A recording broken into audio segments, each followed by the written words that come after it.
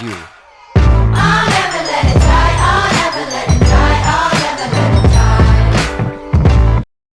What is going on, guys? My name is David, and today I am bringing you guys a brand new LEGO Ninjago video. In today's video, I'm going to be reviewing episode 56, Public Enemy number 1. So without further ado, guys, let's get on to today's video. So the episode really starts off with the scene that we all know and love that we've gotten, I believe, back in July. With that San Diego Comic-Con exclusive video clip. And so everybody knows this clip basically, and it's just jaywalking into the bar. He sees on the news that the ninja are now Public Enemy number 1. And so yeah, that's basically all that happens in this scene. We all know this, so I'm not really gonna go into too much detail.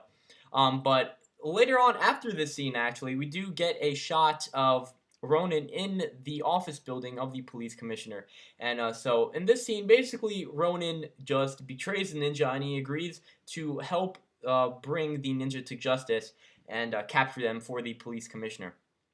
And so then, I don't know if you guys remember, but in episode 55, the police actually grappling hooked the Final Flight, not the Final Flight, that's the set, but the Destiny's Bounty. So they actually, basically, essentially captured it, and they captured Misako as well, and so they decided to question her, but she wouldn't give out any answers, and she would just say that, they were framed, the ninja were framed, and she doesn't know where they are. So they left her, and then she says, "I wish to speak to somebody in command or in charge."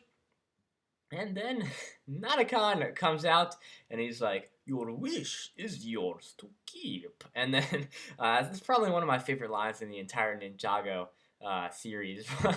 But yeah, basically Nanakan pops up out of nowhere, and then we learn a lot about Nanakan's backstory in this scene, because basically what happens is Misako, she says, "I recognize you. You are Nanakan. You are the guy who ruled, the seas, I guess you can say, ruled the seas, and was the captain of the Misfortune's Keep." And then she goes on and she says that Nanakan could grant other people's wishes, but could never grant his own. And so she says that's why you resorted to piracy. And that's why you became a pirate, to take what you couldn't wish for. And so then he's just like, "Yes, I always get what I want," and blah, blah, blah. And then after that, she asks Nanakan, where is Wu? What have you done to him? And then he's just like, "Wu is in here," or something like that. And then he's just like, "The teapot of Thailand." And so then all of a sudden, he shows him here. He becomes this small little miniature Nanakan that I actually have to say he's pretty cool as a little mini version. "I'm a little teapot, short and stout." And so then all of a sudden, we do see Klaus and Wu inside the teapot of Thailand, having a jolly good time. And so then Misako says, my goodness, "You'll never find the realm crystal." And then Nanakan is like, "Wu already told me where it is." And then she's just like, "Even if you go to Hiroshi's labyrinth, you'll never find it." And he's just like, "Thank you for telling me where it is, because Wu never told it to me." And then she was just like, "Oh no." And then she's just like, "I wish I never spoke." And then Nanakan says, "Oh, finally, a wish. I thought you'd never ask." And then all of a sudden she's like, "No!" And it was like so cool. It was pretty epic. And so after that, we can basically infer that Misako was captured by Nanakan, and she is now also in the teapot of Thailand, keeping company with Wu and Klaus, because in the next shot, she is gone, vanished, along with Nanakan. So, next up, we do actually have a scene where the police go on a wild rat chase. That is right, a wild rat chase. And yeah, so they basically find out that Kai's been like posting stuff and all that stuff on his social media, and so they decide to track it, but it leads them to a rat who basically had like some kind of tracking device that they were following. So yeah, that got the police commissioner quite upset. But after that, we actually do see the monastery, and it's actually quite surprising to me that it didn't change much after 5 seasons of not seeing it. But we did see it in episode 5. Not episode, season 5, with the flashback with, the ghost story episode and all that stuff. I believe that was episode 46. But yeah, we do finally see it after, what we saw was left of it in episode 2, Home. And so yeah, it really didn't change that much. It still burnt to the ground. So the ninja decide to go off in pairs to investigate, and they do find out that there's a Jin on the loose because they find out that Wu was researching a book in the library of Domu, and it had the Teapot of Tyran and Natakan and all that stuff. So they basically put two and two together, and so Wu, I mean not Wu. Oh my bad. So Lloyd and Zane do go to the library out, I believe it's at Domu or of Domu or something like that. But Ronan hacks into Zane's system, and he shuts him off, and then he has like this epic battle with Lloyd. As you guys can see, he's like shooting off this laser futuristic gun or whatever, and it has a really cool battle. But then Lloyd is essentially captured, and yeah, that's basically all in this scene. But then next up, we do get introduced to the ninja bikes, which Nia basically prepared for, and she stored in Jamanakai Village. And so then the ninja go off, and yeah, because they see Zane's distress signal, and they're just like, we need to help out Zane, and so they go off and help out Zane. But then we also do have Hiroshi's Labyrinth, and we do have Natakan over here, who basically stumbles upon it, and he gets circled and surrounded by brand new beta Ninjroids. I'm calling them the beta Ninjroids because they are new and improved versions of the original Ninjroids, but now they have different battle armor color, and also all of them look exactly like General Cryptor. So I'm calling them the beta version Ninjroids, and the original Ninjroids, and rebooted, I'm going to call them the Alpha Ninjroids. So hopefully that makes sense to you guys. But yeah, basically Natakan defeats the Ninjroids pretty simply. They all shoot at him, but then he disappears, and they turn out to shoot at each other. So that's pretty funny.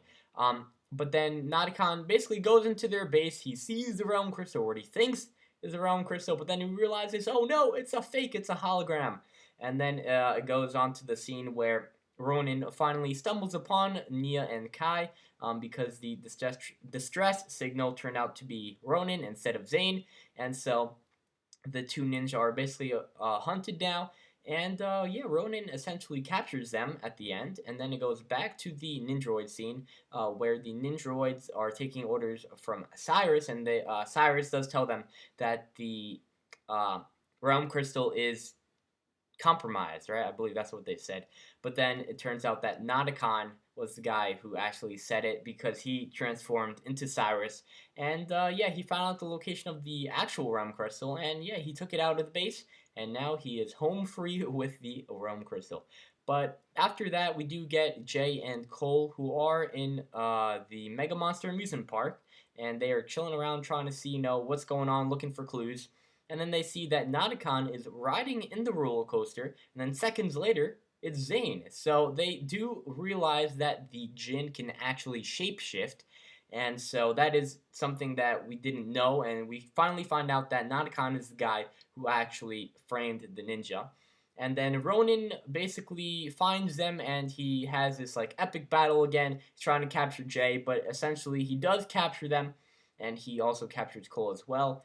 And we do have the mayor, or not the mayor, the police commissioner, who is giving a cash prize to Ronin. And then we do see that the ninja are on this like jail bus heading off to Cryptarium prison. And then we do have Natakan, who is looking over the ninja, and he says, "One crew down, and now to bring mine back." So he shows that he does have the Realm Crystal, and he is going to basically show, I mean, not show us, but go into the other realms and bring back his crew. So it's just, something pretty cool. And overall, I have to say this episode was very, very, very well put together. I love the concept of it. It's something new that we really haven't had before because, before the ninja were the ones that were hunting the bad guys, but now they are the ones who are being hunted. They're the ones that are being captured, and so it's just pretty cool to see what's actually going to happen. And so we do know that Captain Soda will be talking to the ninja in Cryptarium, and he will be telling them some information that they need to know about Natakan.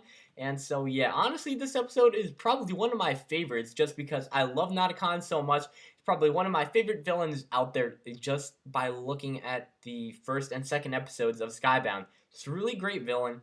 And overall, I just really enjoyed this episode. So tell me, guys, what you guys think down in the comment section below. Thank you all so much for watching, guys. Please leave a like if you guys did enjoy the video. And I'll catch you on my next LEGO Ninjago video. Coming to you guys very, very soon. Thank you all so much for watching, guys.